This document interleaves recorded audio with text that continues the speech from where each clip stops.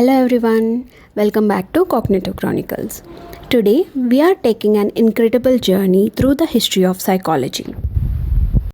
From its ancient roots to the modern technological advancements, psychology has a rich and diverse story that continues to shape our understanding of human mind and behavior. So let's dive in. This story begins thousands of years ago in ancient India and Greece.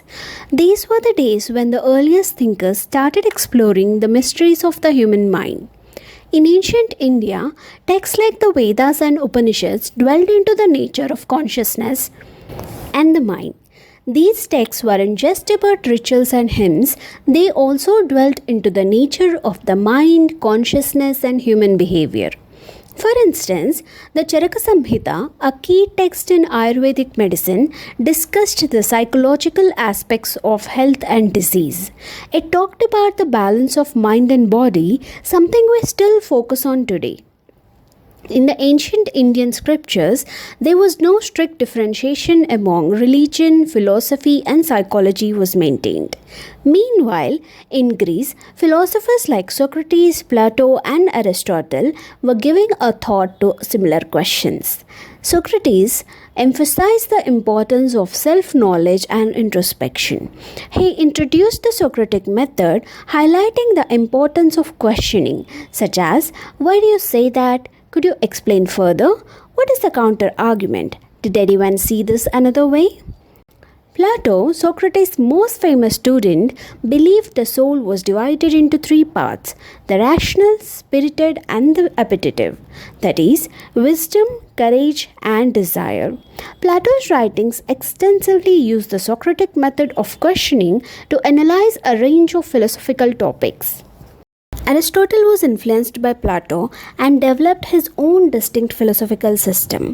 He highlighted the empirical observation and importance of practical knowledge. Aristotle said that a plant, an animal, and a human all have something called a soul that makes them alive and helps them do different things. Fast forward to the 17th century and we meet René Descartes, who proposed that the mind and body are separate entities. The mind being non-physical and the body being a physical concept known as dualism set the stage for future psychological exploration. His famous quotation, "I doubt, therefore I think therefore I exist," highlights the certainty of mind's existence apart from the physical body.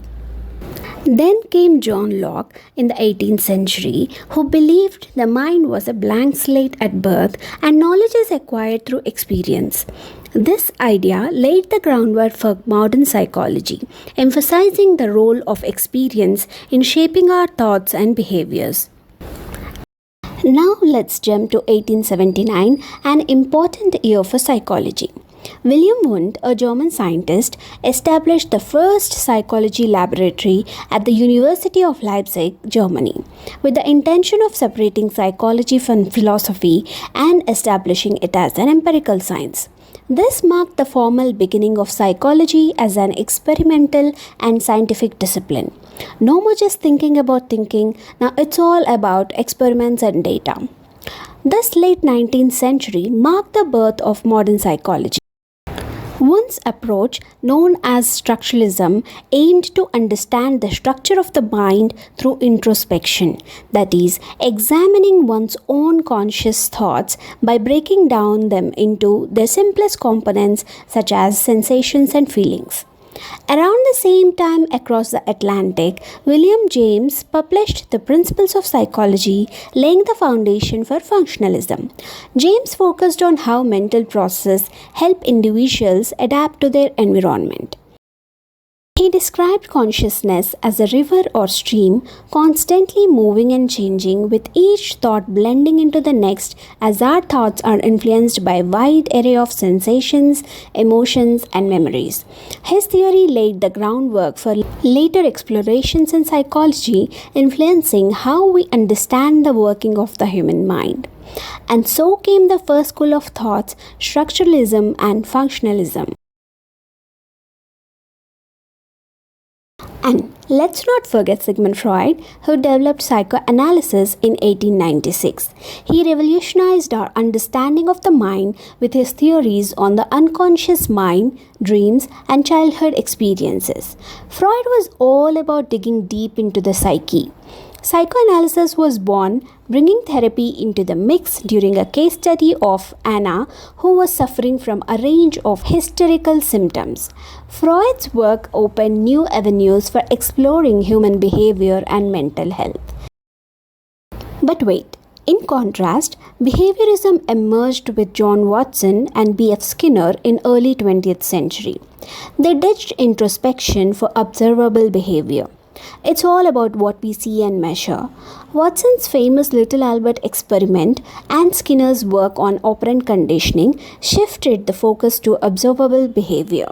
Watson's experiment illustrated that emotional responses, especially fear, could be conditioned in humans, whereas Skinner's operant conditioning chamber, commonly known as the Skinner box, is a controlled environment used to study animal behavior through operant conditioning, where behavior is shaped by rewards or punishments. If a behavior is followed by a reward, it's more likely to happen again. If it's followed by a punishment, it's less likely to happen again. Thus, behaviorism would focus on how your actions are influenced by your environment.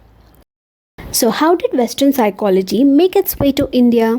Sir Ashutosh Mukherjee, a renowned educationist impressed by the promising progress of psychology, decided to include experimental psychology course in Calcutta University and in 1905 established the first laboratory for demonstrative purpose.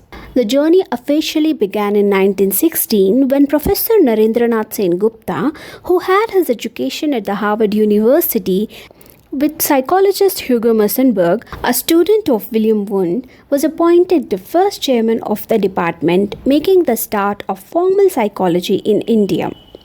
The experimental laboratory research works conducted by this department were in areas of depth perception, psychophysics, and attention. In 1928, Dr. Girendra Shekhar Bose, being a medical doctor and a psychiatrist who was in close contact with Sigmund Freud, showed much enthusiasm to promote psychoanalysis and founded the Indian Psychoanalytic Society, became the first Indian to receive a PhD in psychology from Calcutta University. He was instrumental in blending Indian philosophical traditions with Western psychoanalytic concepts. And did you know, in 1938, Dr. M.B. Gopalswamy, trained at London University with Charles Spearman in the intelligence testing, set up the Department of Psychology at the University of Mysore, one of the first in South India. His work helped spread the discipline across the country. Also, it is said that Gopalswamy was the first to set up an animal laboratory in India.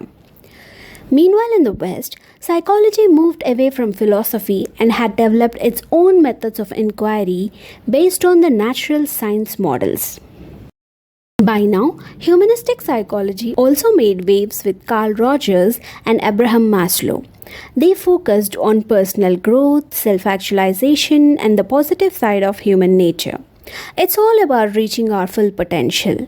Maslow's hierarchy of needs and Rogers' client-centered therapy or person-centered therapy highlighted the human potential for growth. His work highlighted the importance of the therapeutic alliance and the belief that the client is the best expert of their own life.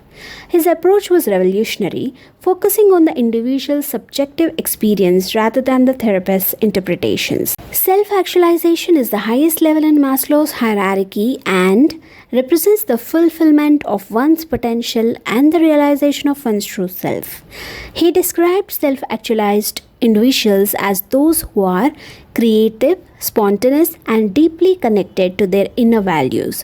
They are driven by a desire to achieve personal growth, self-improvement, and the sense of purpose. His work on self-actualization highlighted the importance of psychological well-being and personal fulfillment, influencing humanistic psychology and the positive psychology movement. Albert Bandura's Borderall experiment, conducted in the early 1960s, is a landmark study in psychology that demonstrated the power of observational learning.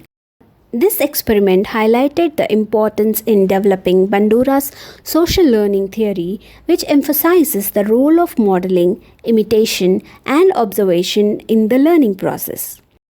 Next, the cognitive revolution started in 1950s and 60s.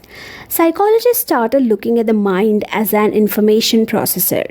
Psychologists like Jean Piaget and Erlich Nasser emphasized mental processes such as perception, memory, and problem solving.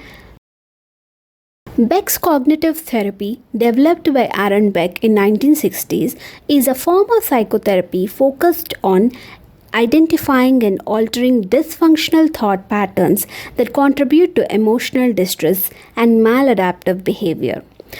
Aaron Beck's approach has been widely studied and applied across various psychological disorders, demonstrating its efficacy in treating conditions like depression, anxiety, and personality disorders by targeting the cognitive distortions at the root of these issues. In India, post-independence, the 1950s saw the establishment of the Indian Psychological Society and various psychology departments across the country. Notable figures like Dr. H.S. Asthana and Dr. J.P. Das further contributed to the growth and development of psychology in India. Those who could go abroad for graduate training generally went to London and Edinburgh, were trained in the intelligence testing traditions of Spearman and Thompson.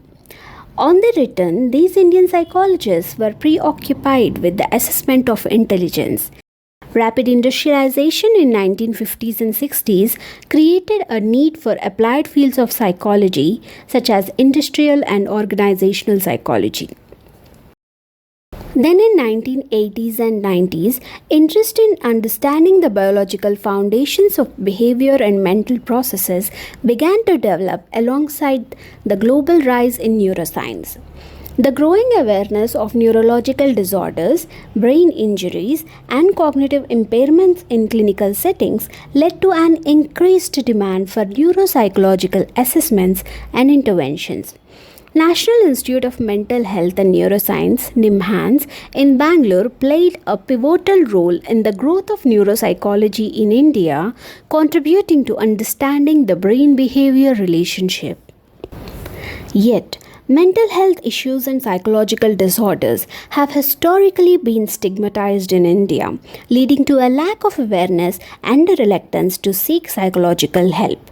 This stigma slowed the development of psychology as a recognized and respected discipline.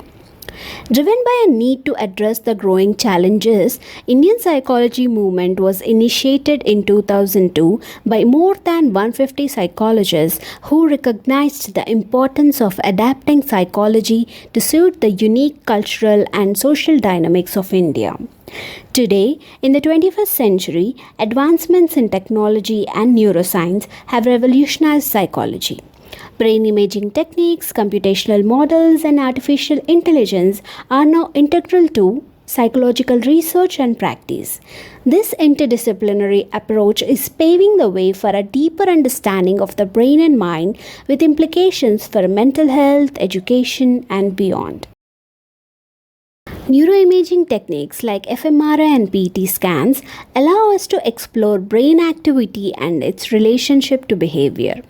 Functional MRI has revolutionized the study of brain disorders by allowing researchers to observe brain activity in real time.